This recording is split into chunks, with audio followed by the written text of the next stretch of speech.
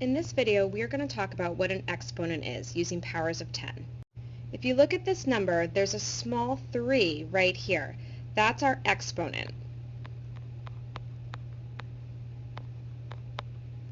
That exponent tells us how many times we are multiplying that number.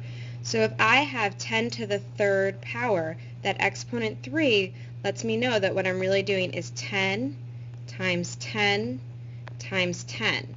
A lot of times kids want to say 30, but it's not. I'm multiplying the 10 3 times. So I'd think 10 times 10 is 100, and then 100 times 10 would give me 1,000. So 10 to the third power is the same as 1,000. So if I have 10 to the first power, that exponent of 1 tells me I have 110. So 110 is just 10. When I have 10 to the second power, that 2 tells me I have to multiply the 10 2 times. So 10 times 10 gives me an answer of 100. So 10 to the second equals 100.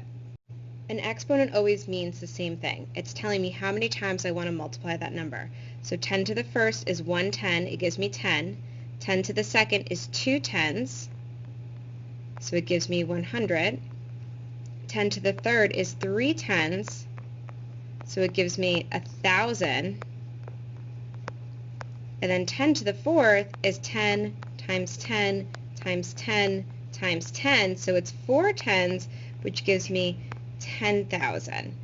10 to the 0 is a little bit trickier, but if you think about our multiplying and dividing rules, anytime we multiply or divide by a 0, it always equals 0. So this is one of those funny rules. 10 to the 0 means we have no tens, so we just have 1. Now if you look, there's kind of a cheat to see a pattern here.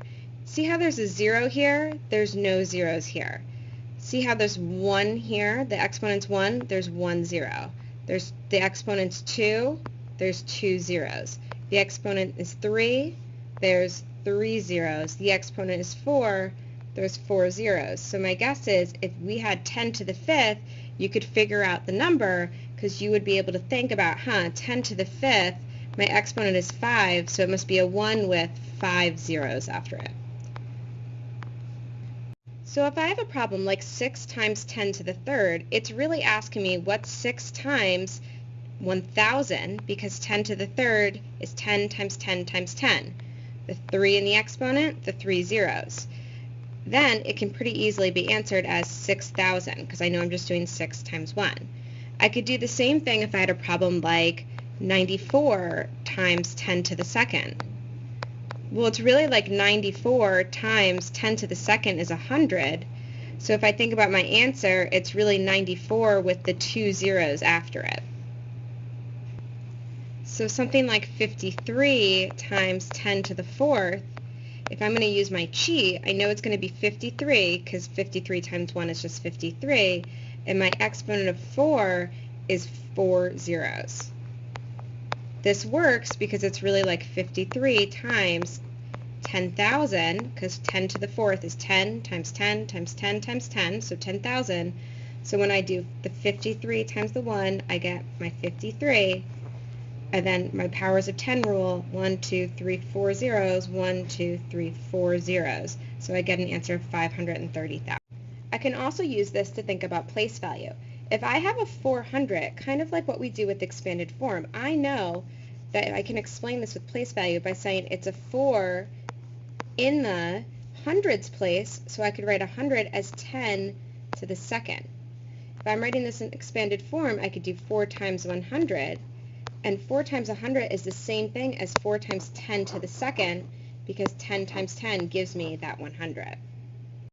So if I have 7,000, I can think of it as 7 times 10 to the what power. I have to think about what place value that's in. It's in the thousands place. It's got my 3 zeros, so I know it's got to be 10 to the third, because 10 to the third is 1,000. 3 is in my ones place, so I can still write it using a power of 10. 3 times 10, and since there's no zeros and we're in my ones place, I know that I'm going to write 10 to the 0 power. For this one, I can write 8 times 10 to the what power? Look at my place value. I know this is 80,000, so it's in my 10,000s place. 1, 2, 3, 4 zeros. So I can write 8 times 10 to the 4th place value.